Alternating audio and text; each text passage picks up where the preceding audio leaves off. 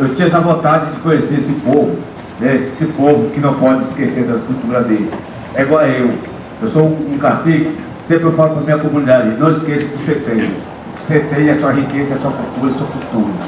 Então assim, eu fico muito feliz e estou feliz, muito agradecido mesmo, uma honra de coração de estar aqui no meio de vocês hoje. Eu gostaria de saber quem é cada aqui tem a sua etnia, tem sua cultura, né?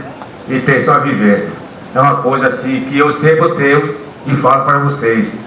Eu estou aqui hoje através da Márcia, né? Tá ali, me convidou para estar aqui hoje com vocês, mostrando uma coisa que vocês nunca viram das suas vidas. Às vezes vocês viram, mas não tem lembrança.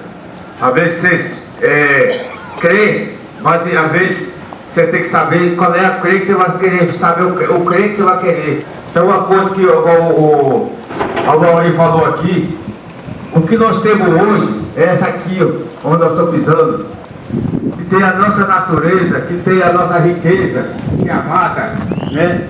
A água, que sem ela nós não bebemos. Então, o que nós temos hoje? Nós temos que preservar o que nós temos, onde nós moramos, a nossa casa, a nossa vida, a nossa saúde. Então nós temos que preservar isso aí tudo, que é para amanhã depois, o que vinha atrás, saber assim, não, eu tenho que preservar o que o meu avô, meu pai, meu tio me deixou para mim. Então é uma coisa muito importante e quero falar com vocês, que eu estou muito feliz e agradecido demais, e uma honra de eu estar aqui hoje para falar e passar isso aí para vocês, que é fundamental para vocês saberem como é que funciona a cultura indígena. Eu sou cacique, mas eu tenho assim, aquela honra de trazer a minha cultura para as entidades conhecer. Porque se eu for ficar com ela só escondida lá dentro da aldeia, ninguém vai saber se sou índio ou não sou índio. Eu sou índio só lá dentro da aldeia. Então eu tenho que trazer essa entidade para vocês conhecer e saber que o índio tem a cultura dele, mas não deve escondida. Então é igual vocês estão aqui, eu sei que cada um tem sua cultura. Não esconda a sua cultura, não tenha vergonha de falar, não tenha vergonha de mostrar, porque é isso que nós estamos querendo. Que hoje as entidades quer saber se você tem a cultura ou se não tem a cultura. Eu estou muito feliz mesmo, de coração, e honrado de estar aqui no meio de vocês hoje, saber quem é, quem não é aqui dessa roda aqui, ou que vai vir mais. Então assim, nós estamos aqui hoje é para isso. É dialogar, falar, quem saber. Eu quero ser uma pessoa assim, se eu já sei um pouco, eu quero saber mais. Então esse povo aqui é o que vai me fazer feliz e levar mais feliz para dentro da aldeia. Falar assim, eu vi uma coisa que eu nunca tinha visto na minha vida. É igual os quilombolas mesmo. Hoje eu já tenho contato dos colegas do quilombola. Eu já estou fazendo parte do grupo deles, sabe? É uma honra que eu tenho e vou ter. A chefe lá está falando que ela nunca viu um índio no meio dos quilombolas fazendo parte de um projeto, entendeu? Isso para nós é uma honra. Então a honra preservando a natureza, porque hoje eu vejo aí que nosso Brasil hoje está muito devastado, né? De matação, a água está acabando, muita gente não está vendo mais o que ele via antes. Hoje a gente só está vendo só eucalipto nesse mundo, nesse Brasil, nossa fora, não é isso? E secando as nossas águas, que nós não poderíamos deixar de fazer e nem deixar de beber, por causa que a água que mata a sede de todos nossos pais e nossos filhos do Brasil, não é isso? Então assim, aí eu estou muito feliz mesmo, muito feliz, de coração mesmo, sabe? Aquele coração meu forte, junto com vocês hoje aqui.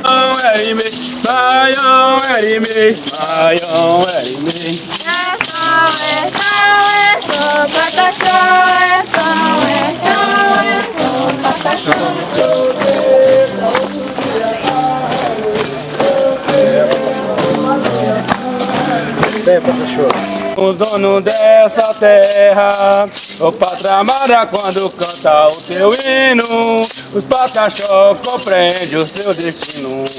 O Patramara, quando canta o teu hino, os Pataxó compreendem o seu destino. Brasil que vive alegre, muito valoroso. Brasil que vive alegre para enfrentar as nossas armas já estão seguras, e no momento mandou me chamar. Canamihai para ser feliz, porque somos donos dessa terra.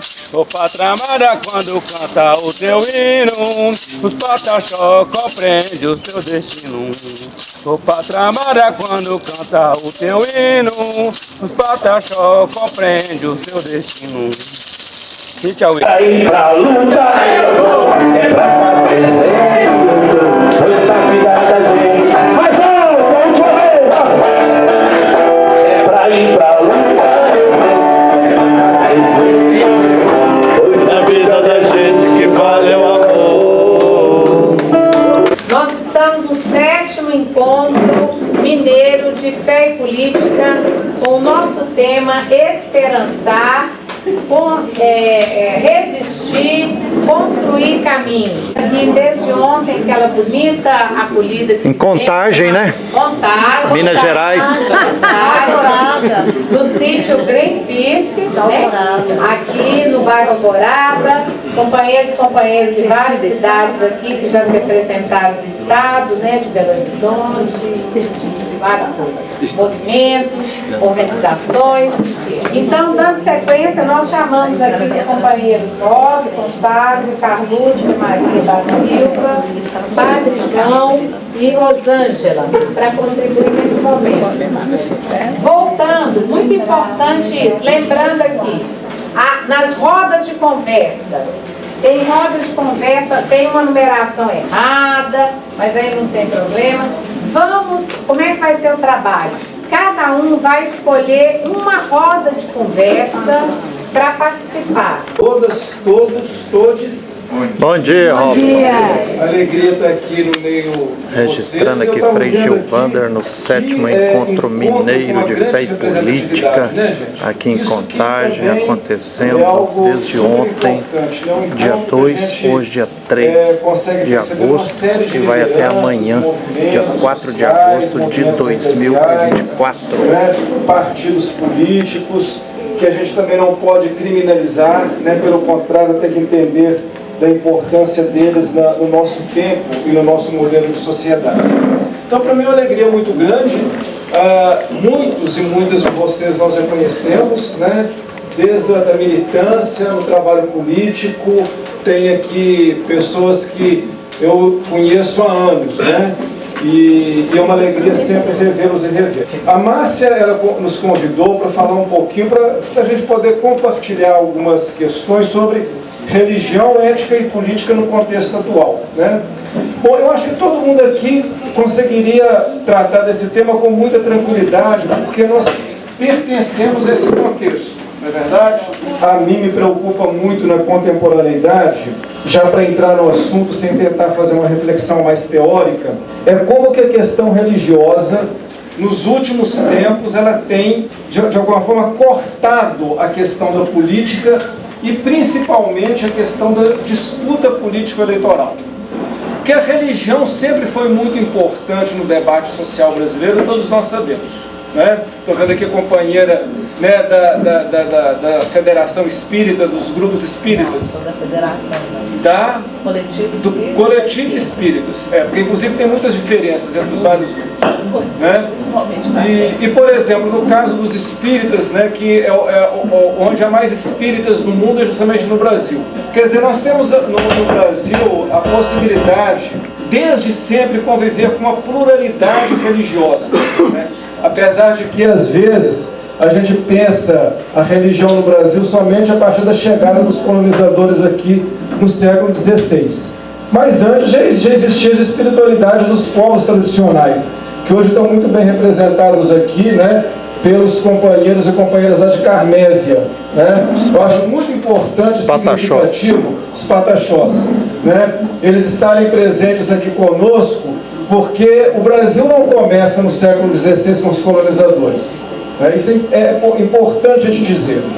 Antes aqui já haviam centenas de nações indígenas com as suas espiritualidades, os seus modos de relacionar com o sagrado. Né? Mas, de fato, a partir do século XVI é implantado aqui um regime religioso que vai se consolidando com a predominância do cristianismo. Durante 450 anos, o cristianismo católico, ele na verdade, ele organizou um modo de sociedade no Brasil. Né? Praticamente, do século XVI até a metade do século XX, né? Quando a gente pegava, por exemplo, uma pesquisa censitária, mais de 90% dos brasileiros se declaravam católicos. Apesar de que essa questão de ser católico é um negócio muito complicado, né? Na minha cidade, inclusive, tem um termo que é assim, católico de paletó. Que é aquele católico que coloca o paletó para ir na missa. Naquele momento ele é católico. Tirou a missa, é o cão chupando manga, não é verdade? Mas as pessoas se declaravam católicos. E veja bem, o catolicismo conviveu durante 450 anos e continua até hoje com todo tipo de uma sociedade muito complicada. A gente pode pensar, por exemplo, na escravidão. O catolicismo conviveu com a escravidão no Brasil, com todo tipo de desigualdade, com muitos. Se a gente pega, por exemplo, até hoje os indicadores de criminalidade, nós vemos, por exemplo, que no Brasil são mortos ainda mais de 45 mil pessoas a cada ano, a maioria pretos, pobres e da periferia. E parece que isso nunca foi um problema no Brasil. Qual guerra que mata tanto assim? Vocês imaginaram que 50 mil mortes por ano a cada 10 anos são 500 mil pessoas, em 20 anos 1 milhão de pessoas mortas? Parece que isso não é um problema nacional. Mas de repente, né, isso não é por acaso, porque isso já aconteceu em outros momentos no Brasil. Né, nós temos uma transição religiosa muito forte nos últimos anos, com um aumento muito grande das chamadas igrejas evangélicas, principalmente a partir da década de 80. E dentro das igrejas evangélicas, que é uma pluralidade muito grande, uma diversidade muito grande, a gente tem que ter muito cuidado para a gente não generalizar, né? Achar que tudo é igual, tudo é a mesma coisa. Mas dentro dessas igrejas, uma parte dessas igrejas, elas acabam ocupando um espaço na política, principalmente na política institucional, a partir de uma ideia de que o Brasil precisa de ser meio que recristianizado em pleno século XXI. Uma ideia que, de novo, a sociedade deve ser organizada a partir de interesses de igrejas, mesmo a gente sendo um país laico, de diversidade religiosa. E o que acontece nos últimos anos é que vocês têm percebido, isso que me preocupa, eu queria entrar direto no assunto, apesar de que a gente deveria contextualizar um pouco mais, é de como que a religião tem sido instrumentalizada com o objetivo de conquista do poder. Né? Quer dizer, que a religião sempre foi muito importante para organizar a sociedade, e eu trouxe alguns exemplos aqui do catolicismo, mas eu poderia dizer também muitas coisas positivas do catolicismo. Por exemplo, a sociabilidade de organização das festas sociais, dos grupos comunitários. O que as SEBs fizeram no Brasil a partir da década de 60, 70, é uma forma incrível de organização social a partir da religião. O que as SEBs fizeram no Brasil, as comunidades eclesiais de base, os movimentos de fé e política na luta contra a ditadura, foi fundamental para organizar a resistência política no Brasil, e nós saímos do regime ditatorial. Todos os estudos da área das ciências sociais mostram que os movimentos eclesiais foram fundamentais na organização do povo. Né?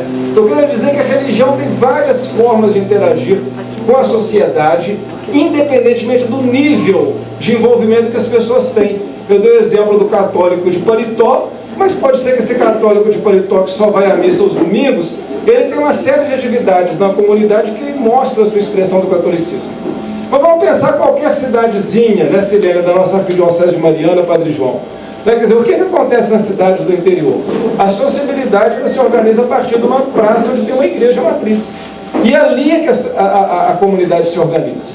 Na minha cidade, por exemplo, da arquidiocese de Mariana Lamin, tudo o que acontece de importante na cidade é promovido pela igreja. Veja que a sociabilidade está ligada à religião. Agora, qual é o problema que a gente deve pensar na situação contemporânea? É como que a religião ela pode ser um instrumento, né, manipulado, por exemplo, para a conquista de poder e, eventualmente, para impor um determinado tipo de visão religiosa para todos os demais. E o que nós estamos percebendo nos últimos anos, né, a gente está fazendo um encontro no ano eleitoral, tem vários pré-candidatos e pré-candidatas aqui que estão partilhando com a gente esse espaço de fé e esse espaço de espiritualidade, como que, na verdade, é uma ideia de recristianização a partir da ideia de algumas igrejas que querem impor o seu modo de vida, a sua espiritualidade para todos, em nome de Deus e da religião. E de uma forma muito autoritária. Se não for com a gente, é contra a gente, o nosso inimigo.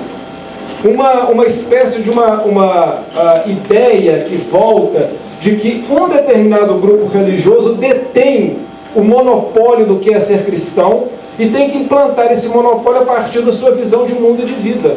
E não aceita a diversidade religiosa, não aceita outras espiritualidades do cristianismo, não aceita uma fé encarnada, inclusive distorce elementos fundamentais do cristianismo. Por exemplo, a ideia do próprio sagrado de Deus.